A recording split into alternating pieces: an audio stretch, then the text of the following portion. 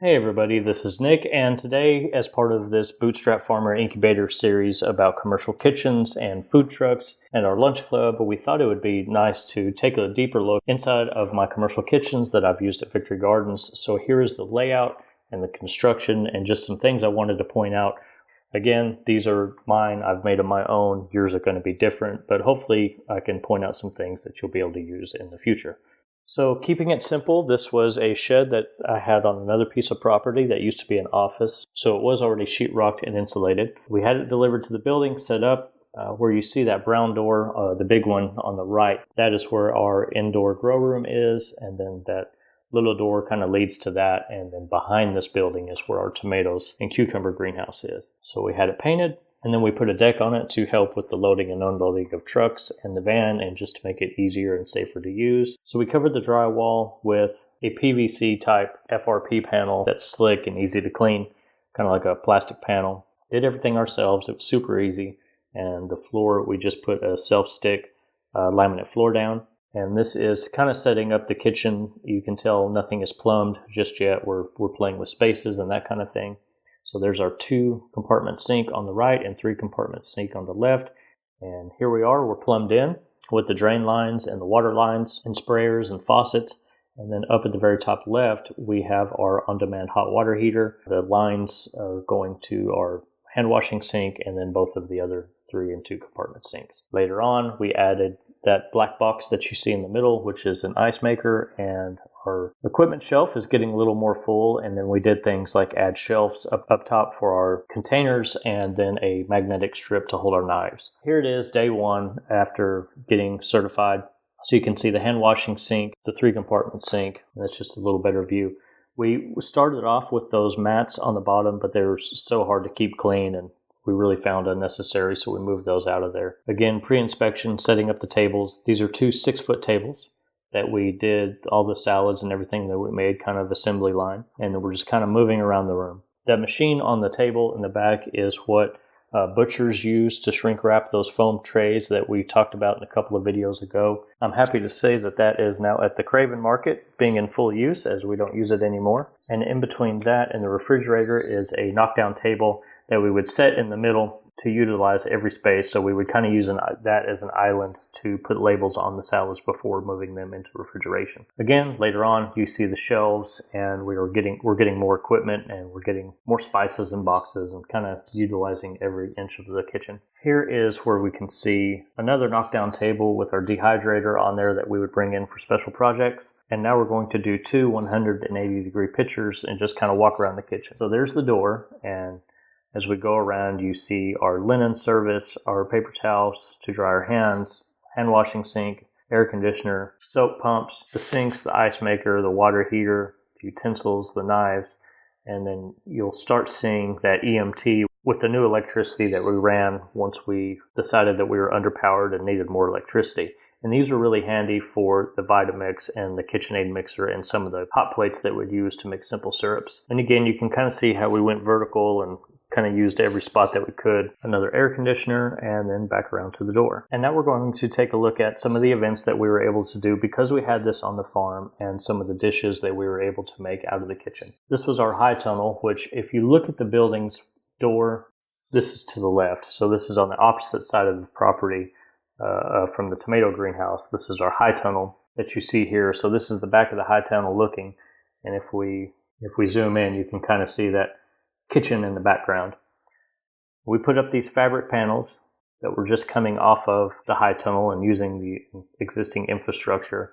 And you can see how that was a great view. We did things very simply, decorated with corn stalks from the farm, flowers from the farm, and used a lot of the same things that we had for the farmer's market and the food truck, including the knockdown tables and those little bistro tables. So it was eating outside, but you were still protected, and it gave the sense of a very airy and natural light-filled environment. And so we would do things like small plates and avocado toast with microgreens, crepes. Here's us making our crepe frosting.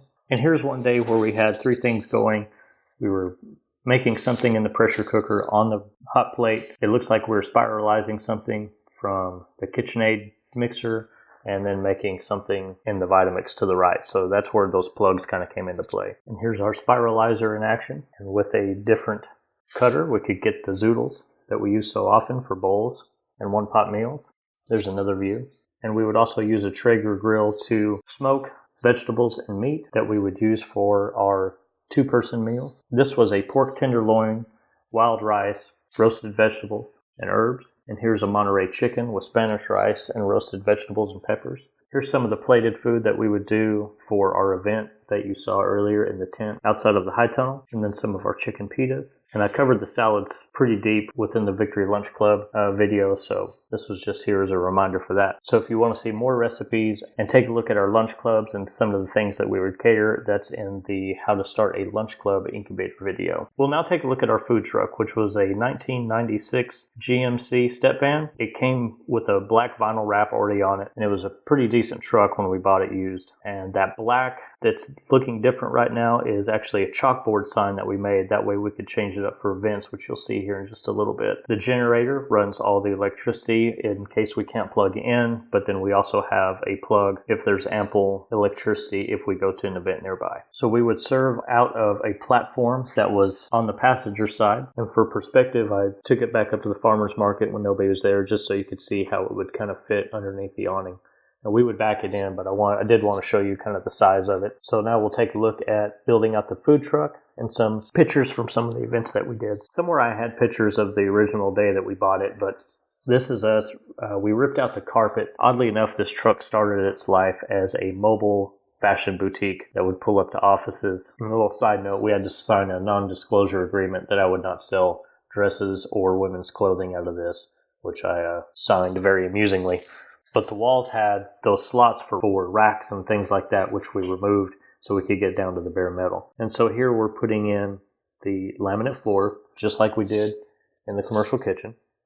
And we put the same FRP panels on the side. We took a knife and cut that rectangle out and simply removed the black vinyl. And then we primed and painted many coats of outdoor chalkboard paint. And this is kind of prepping that surface for chalk. And we really didn't know what we wanted to call it at first, and we weren't sure of the menu, and I liked the versatility of the chalk, and it worked out very well. Now the next few pictures is the sink that I built. We still needed a hand washing sink and a 3-compartment sink that was part of the requirements of getting certified, and I decided to build my own. Had I had it to do over again, I don't think I would have built it as big, and I think it wound up costing me about the same amount of money. But we built the frame out of greenhouse parts, because why not? And this was in the shop as we were building it. So the hand washing sink is on the left, 3-compartment on the right, and we wanted the ability to move water in and out without a permanent structure. So the tall jugs, we had 3 of those, held 5 gallons of water apiece, and then the blue jugs were our drain lines that held 5 gallons apiece. We never ran out of water and we never overflowed. And here's where the sink was being fit for the truck. We actually wound up moving it to the other side, but you can see the FRP panel on the walls, which was the exact same thing that we put in our commercial kitchen. So again, once you do it once, the next one goes a lot quicker. This is moved down and we had to cut the legs to account for the wheel well, but underneath the sink, you'll see another on-demand, very small hot water heater and a pump that we had to wire up to get the water from the jugs to the sink, and that ran off of a battery. We then drilled 1/2-inch holes in the bottom of the floor to vent our air conditioner. That surprisingly kept the truck pretty cool, and there you can kind of see the ductwork where the hot air would get expelled through the floor, cold air blew up, and of course, because we're so fancy, we bungee corded that thing down. Here's our sandwich prep table with cutting board the day it got delivered, and that's what it looked like once it was unboxed. That thing is 6 foot wide and can hold quite a bit. There's another view. And then on the other side of that was a secondary kind of backup refrigerator. But the best part about that was the stainless steel top that acted as a table, and we wound up using that quite a bit. I did find these tables on Amazon. It was 1 table and 2 chairs, all of them folded up. And so that's what we would take with us to events. They folded up nice inside of the truck, and that gave people a place to sit and offered us a lot of different ways to service the customers. And that's what we set up at the farmer's market. So once everything was completed, this is in the back looking forward. We have the sink and the air conditioner on the left, which you can't see, and all of the plumbing and electrical was actually underneath the sink. So the hot water heater, the pump, the battery, all that kind of thing. And the very far back left, starting at the top, we have stainless steel cabinets and then a surface area that had a plug on it, and those are soup warmers that we would use for soups, meats, anything that we were serving hot. And during the mocktail service, that's where we kept the blenders and that kind of thing. Underneath that stainless steel table, there was a shelf and then a third refrigerator that we wound up actually not using that much, and it wound up just being a very expensive set of shelves. The kind of pillowed stainless steel originally came with the truck.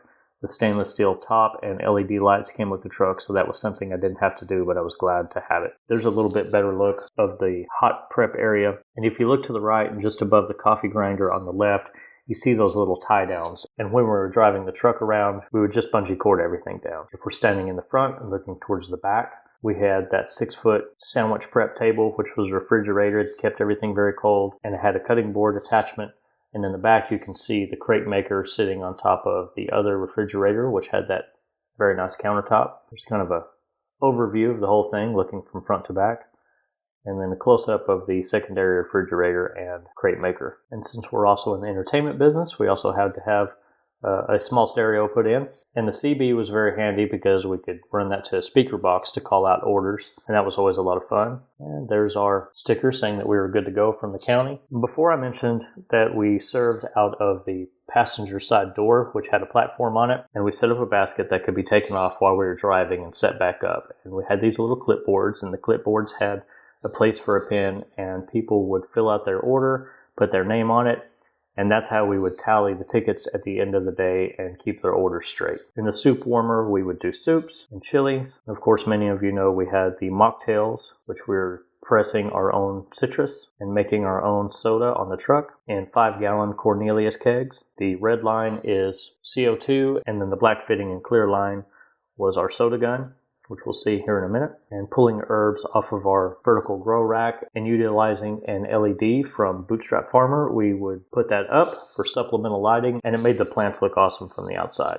There on the right, you see a speed rail and speed bottles that we put in for the mocktail service, which have our simple syrups. And here's a look at the 2-inch net pots and the 32-count inserts for 1020 flat, also from Bootstrap Farmer. And we're using that same sandwich prep refrigerator for our garnish and our citrus and fruit storage. And what you see here is the herbs that we were garnishing with, our freeze-dried lemon wheels, and then our speed rack and simple syrups in the back. And here's another look at some of the things that we were drying for garnish: pepper flakes, lavender, blood oranges, whole dried peppers, cinnamon, and dehydrated pineapple. And then here's a look at the service during a mocktail event at the farmer's market. On the left, you see a jug of pre-batched punch that we would make into frozen punch. There's 2 blenders back there past the citrus press that we would make that with, and then we would turn around and use the shakers that you see there in the middle to make whatever drinks that we had going on that week from the simple syrups. And here's part of the freeze drying process. And then there's one of those cheesy pictures we talked about a couple of videos ago that a photographer friend of mine took. And there's the lovely Mrs. Burton. And we're going to take this moment to talk about straws. This being 2018, we're all keenly aware of how bad straws are, depending on how you feel about it. So we started off with paper straws that looked like bamboo. They were super awesome. They looked great, but we did have a lot of complaints that they would become soft after a little bit. So we switched to these hay straws. I really liked these straws. So if you're going to do anything and you want that farmer's market feel and you want something that's a natural product and gluten-free, I can't repeat that enough, these straws are gluten-free, everybody. This was the best alternative that we could find.